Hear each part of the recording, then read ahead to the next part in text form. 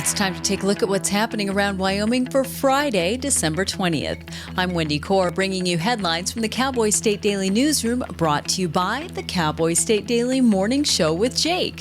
From 6 a.m. to 10 a.m., Monday through Friday, Cowboy State Daily's Jake Nichols takes you deeper into the stories that matter and keeps up with the news, weather, and sports in your part of Wyoming. Just tune in to cowboystatedaily.com and join the conversation.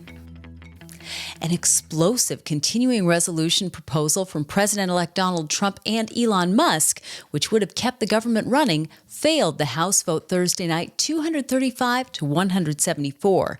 That includes 38 Republicans in the majority that voted against it.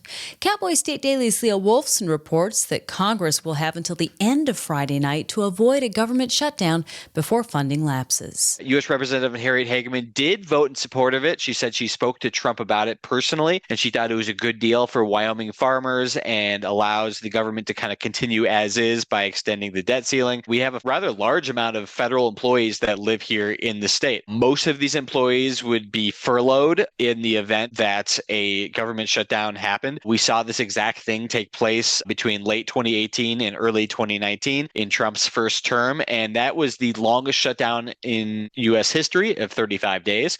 A bipartisan compromise had been reached between Democrats and Republicans before Musk and Trump torpedoed it. Musk spent most of the day Thursday trashing the measure on social media and threatening the political future of any Republican who dared to support it. Delaying the demolition of the 115-year-old LaPrele Dam near Douglas beyond April 1st would be a recipe for disaster. That's what state engineers told Wyoming officials Thursday, noting that the dam is actively failing. Wyoming State Engineer Brandon Gebhardt issued an order to breach the dam November 1st, according to Outdoors reporter Mark Hines. He said he made that decision because there are no other options. One lady who's a legislator, she just came as a private citizen, as a rancher in Douglas. She said, look, we've depended on this dam for generations, for irrigation, for flood control. Is there any way we can extend the life of this dam? The engineers who were present, they told the committee, look, it's beyond gone. We've got to get rid of this thing. We've got to do it soon or it's going to fail. The dam was built in 1909, intended to have a 50-year lifespan. Engineers say it was evident that the dam had reached the end of its useful life in 2019. There's something familiar missing by the railroad tracks between Cheyenne and Laramie near the Wyoming-Colorado state line after an old Union Pacific water tower that had been there for about 80 years was demolished without warning.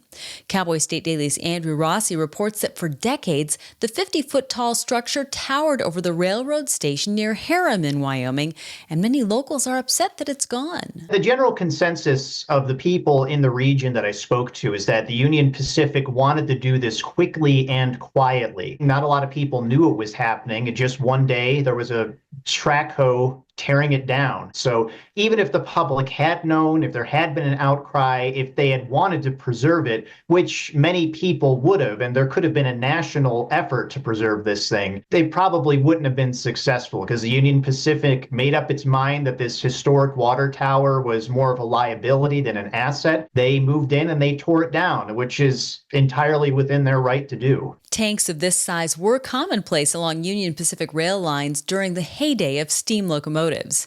Perched on a 20-foot-tall base, the Harriman Tower towered over the landscape, making it a local landmark and a destination for train aficionados. Well, if Secretary of State Chuck Gray gets his way, ballot drop boxes will be no more in Wyoming after the upcoming legislative session. Cowboy State Daily's Leah Wolfson reports that during a press conference held at the Wyoming Capitol on Thursday, Gray said he'll push for legislation banning the boxes. Going off about ballot drop boxes is not a new thing for Gray. He made this actually one of his hallmark priorities of his 2022 Secretary of State campaign, but he's never really had the chance to really wholeheartedly address the issue. Now, with a Freedom Caucus majority in the House, he may actually have that chance to get this bill across the finish line. Since Gray isn't a member of the legislature anymore, he'll have to rely on legislators to help shepherd through his priorities for 2025, many of which focus on election security. And now let's take a look at today's weather with Cowboy State Daily meteorologist Don Day. Well, for today and as we head into Saturday, travelers will find generally good weather across the Intermountain West for holiday travel, with the exception, of course, of wind. We'll still have windy areas. Not as strong as the last couple of days, but still, nonetheless, expect some windy periods today and Saturday. On Sunday, there's a small little wave that could bring some snow showers to far western and northern Wyoming, namely near the Idaho-Montana border areas. So travelers, watch out for that. There'll be a little bit more in the way of snow in Idaho and Montana with that system. Then as we get into Monday, another little wave comes through, and holiday travelers will need to watch out for some snow showers, especially in Wyoming's mountains and mountain passes Monday through Monday evening. Then we'll watch another system approach, especially into western Wyoming by late Christmas Eve, Tuesday evening and Tuesday night. And then across Wyoming, some scattered snow showers will be possible, especially mountains on Christmas Day. You can get Don's full forecast on the Cowboy State Daily website. I'll be back in just 15 seconds with more news. Open enrollment is here. Discover a range of low-cost plans from Blue Cross Blue Shield of Wyoming. Shop now to find the best option for you. Online, in town, in touch. We're right around the corner. Blue Cross Blue Shield of Wyoming. What's your plan? A Saratoga man who was given a 7-foot-long tally of citations after his tailgate whipped off during a truck chase was sentenced last week to 6 months in jail. 28-year-old Aiden Swanson was originally charged in Rawlins Circuit Court last month with a dozen criminal charges. Cowboy State Daily's Claire McFarland reports that the charges stem from a November 10th truck chase through rough ranchland terrain that ended with Swanson fleeing on foot and being caught alongside his dog. A lot of these citations were minor, like driving with tags expired. So you have a lot of the little stuff on there. Even though I believe the drug offense was originally charged as a felony, it did get pled down to a misdemeanor. He was wanted on the domestic charge. The sheriff's deputy was waiting outside his home, and then it sparks this chase through like at least 2 ranches and into the forest. And then the tailgate whips off and gas cans are flying out and other garbage. And the truck eventually rolls in a ditch, and the man and his dog escape into the forest, but only briefly. They were both taken into custody at the end. Rawlins Circuit Court Judge Susan Stipe sentenced Swanson to 180 days in jail with credit for 34 days served, leaving him with 146 days to serve out. The U.S. Department of Energy is making moves to implement policy under the President Joe Biden administration before President-elect Donald Trump is sworn in next month. On Tuesday, the agency released a report calling for fewer liquefied natural gas, or LNG, exports, sparking cries of outrage from Trump supporters in government and the gas industry. Cowboy State Daily's David Madison reports that the new DOE research has been called an attempt at sabotage of the incoming administration's energy ambitions. As soon as this report came out, it was met with quick opposition from energy-producing states like Wyoming, with Senator Barrasso really taking the lead, offering some aggressive criticisms, accusing the Biden administration of bitterly trying to scuttle the Trump energy agenda on their way out the door. In the political reporting around this, it also just mentioned that the Trump administration will have the opportunity to totally ignore this report. Supporters of increased LNG exports point out that the industry has become a key player in economic growth, supporting more than 270,000 jobs nationally and contributing to the U.S. gross domestic product. Well, state legislators will have another shot at a radical plan to eliminate residential property taxes for most Wyoming homeowners when they can reconvene next month, as one of the most talked about bills during the 2024 legislative session is making a comeback.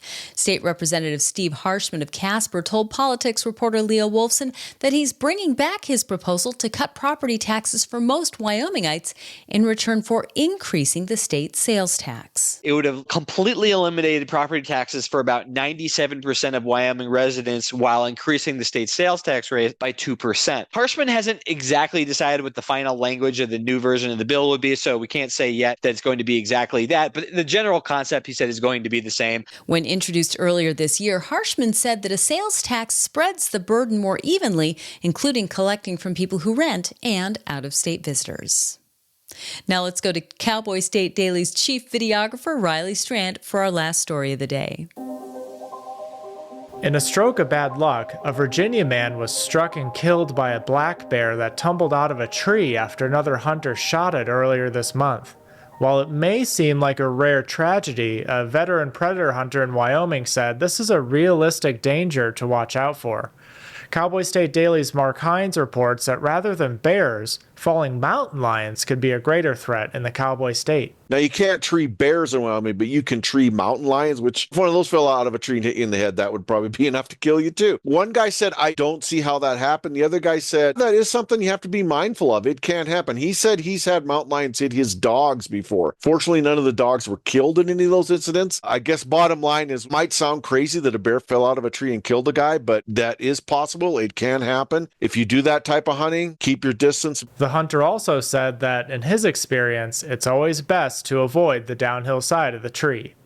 And that's today's news. For a deeper dive into the people and issues that affect Wyoming, check out The Roundup, conversations with the most interesting people in the Cowboy State. A new episode drops tomorrow when I have a conversation with John Scanlon of Pinedale, who was a producer for the new movie Bonhoeffer. You can find the link on our website, on our YouTube channel, and wherever you get your podcasts. And of course, you'll find it in our free daily email newsletter.